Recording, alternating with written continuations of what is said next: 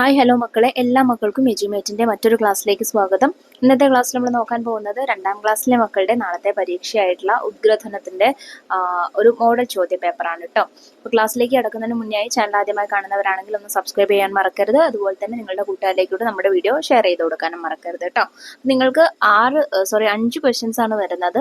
ആദ്യത്തേത് ഒന്ന് എന്താ പറയാ 6 ക്വസ്റ്റ്യൻസ് ഉണ്ടായിരിക്കും. ഒന്ന് കളറിംഗ് ആണ്, പിന്നെ വായിക്കാം എഴുതാം, സംഭാഷണം, ഡയറി, ജലസ്രോതസ്സുകളെ കുറിച്ച്, പിന്നെ മാന്ത്രിക പേപ്പർ, അതൊരു പരീക്ഷണമാണ്.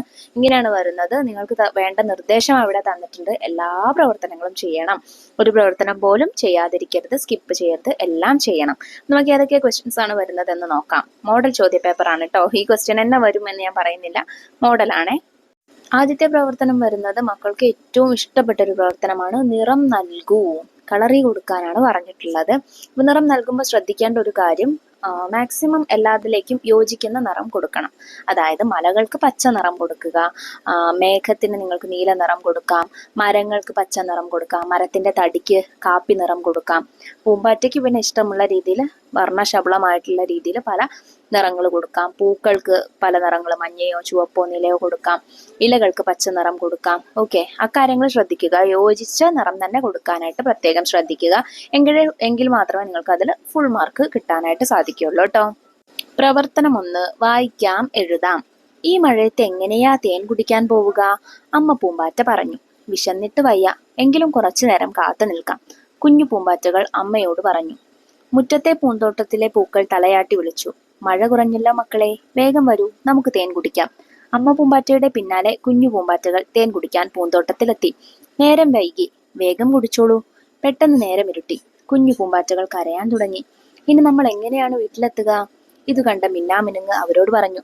വിഷമിക്കേണ്ട, ഞാൻ നിങ്ങളെ വീട്ടിലെത്താൻ സഹായിക്കാം. എന്റെ പിന്നാലെ വന്നോളൂ. മിന്നാമിനുങ്ങിന്റെ വെളിച്ചത്തിൽ പൂമ്പാറ്റകൾ വീട്ടിലേക്ക് പറന്നുപോയി. കഥ വായിച്ചല്ലോ. താഴെ കൊടുത്ത ചോദ്യങ്ങൾക്ക് ഉത്തരം എഴുതുക.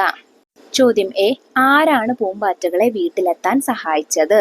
ആരാണ്? മിന്നാമിനുങ്ങ്. മിന്നാമിനുങ്ങിന്റെ വെളിച്ചത്തിലല്ലേ അവർ വീട്ടിലേക്ക് പോയത്. മിന്നാമിനുങ്ങാണ് സഹായിച്ചത്.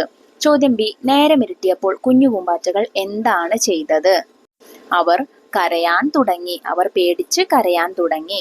ചോദ്യം സി, വിശന്നിട്ട് വയ്യ, എങ്കിലും കുറച്ചു നേരം കാത്തിരിക്കാം. ഇത് പറഞ്ഞത് ആരാണ്?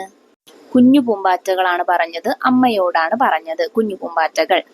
ചോദ്യം ഡി, എങ്ങനെയാണ് പൂമ്പാറ്റകൾ വീട്ടിലേക്ക് പോയത്? മിന്നാമിനുങ്ങിന്റെ വെളിച്ചത്തിലാണ് കുഞ്ഞു പൂമ്പാറ്റകൾ വീട്ടിലേക്ക് പോയത്. മിന്നാമിനുങ്ങിന്റെ വെളിച്ചത്തിൽ എന്നെഴുതിയാൽ മതി. ചോദ്യം ഇ, താഴെ കൊടുത്ത പേരുകളിൽ ഈ കഥയ്ക്ക് ഏറ്റവും അനുയോജ്യമായ പേര് തിരഞ്ഞെടുത്ത് എഴുതുക. മഴക്കാലം, പൂന്തോട്ടം, മിന്നാമിനുങ്ങിന്റെ സഹായം, തളിരിലകൾ. മിന്നാമിനുങ്ങിന്റെ സഹായം, അതാണല്ലേ കൂടുതൽ അനുയോജ്യമായിട്ടുള്ള തലക്കെട്ട്. പ്രവർത്തനം 2, സംഭാഷണം. പൂന്തോട്ടത്തിലെത്തിയ മിന്നാമിനുങ്ങും കുഞ്ഞു പൂമ്പാറ്റയും എന്തൊക്കെ സംസാരിച്ചിട്ടുണ്ടാകും? സംഭാഷണം എഴുതുക. മിന്നാമിനുങ്ങ്, എന്താ കരയുന്നത്? കുഞ്ഞു പൂമ്പാറ്റ, നേരമേറെ വൈകി, ഞങ്ങൾക്ക് വീട്ടിലേക്കുള്ള വഴി കാണുന്നില്ല. മിന്നാമിനുങ്ങ്, അത്രയുള്ളൂ, പേടിക്കേണ്ട, ഞാൻ നിങ്ങളെ സഹായിക്കാം. കുഞ്ഞു പൂമ്പാറ്റ, എങ്ങനെ? മിന്നാമിനുങ്ങ്, ഞാൻ നിങ്ങൾക്ക് വെളിച്ചം കാണിച്ചു തരാം. ആ വെളിച്ചത്തിൽ വീട്ടിലേക്ക് പോയിക്കോളൂ. കുഞ്ഞു പൂമ്പാറ്റ, വളരെ നന്ദി. പ്രവർത്തനം 3, ഡയറി എഴുതാം. അമ്മ പൂമ്പാറ്റയും കുഞ്ഞുങ്ങളും സുരക്ഷിതമായി വീട്ടിലെത്തി. ഉറങ്ങുന്നതിന് മുൻപ് അമ്മ പൂമ്പാറ്റ ഡയറി എഴുതുവാൻ തുടങ്ങി. അവൾ എന്തായിരിക്കും എഴുതിയത്? ഡയറി എഴുതുക. ഡയറി എഴുതുമ്പോൾ ദിവസവും തീയതിയും എഴുതാൻ മറക്കരുത് കേട്ടോ. ദിവസം തീയതി എഴുതുക. ഇന്ന് നല്ല മഴയുള്ള ദിവസമായിരുന്നു. മക്കൾക്ക് നല്ല വിശപ്പായിരുന്നു. മഴ കഴിഞ്ഞ് കുറച്ചു സമയം കാത്തു നിന്നിട്ടാണ് തേൻ കിട്ടിയത്. അപ്പോഴേക്കും നേരം വളരെ ഇരുട്ടിയിരുന്നു.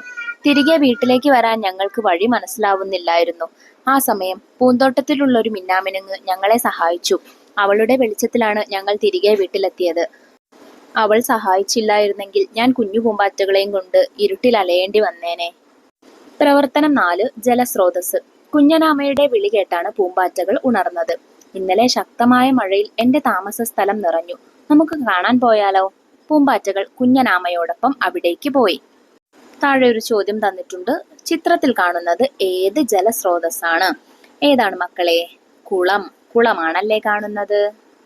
ഇതിലെ ചോദ്യം ബി, താഴെ കൊടുത്തവയിൽ നിന്നും ജലസ്രോതസ്സുകൾ വരച്ച് യോജിപ്പിക്കുക. നമുക്ക് താഴെ തന്നിട്ടുള്ളത് ഏതൊക്കെയാണ്? മഴവില്ല്, കാറ്റ്, തോട്, മിന്നൽ, ആമ്പൽ, പുഴ, കടൽ, കാട്, തടാകം, മരം, കിണർ. ഇത്രയും തന്നിട്ടുണ്ട്. ഇതിൽ ജലസ്രോതസ്സുകൾ ഏതൊക്കെയാണ്? ജലസ്രോതസ് എന്ന് വെച്ചാൽ നമുക്ക് വെള്ളം കിട്ടുന്ന സ്ഥലങ്ങൾ. ഓക്കെ, ആദ്യത്തേത് കിണർ. കിണർ ഒരു ജലസ്രോതസ്സാണ്. പിന്നെ മഴവില്ലല്ല, കാറ്റല്ല, തോടുണ്ട്, തോട് ജലസ്രോതസ്സാണ്. മിന്നലില്ല, ആമ്പലില്ല. പുഴ, പുഴ ഒരു ജലസ്രോതസ്സാണ്. കടൽ, കടൽ ഒരു ജലസ്രോതസ്സാണ്. കാട് ജലസ്രോതസ്സല്ല. തടാകം, തടാകം ഒരു ജലസ്രോതസ്സാണ്.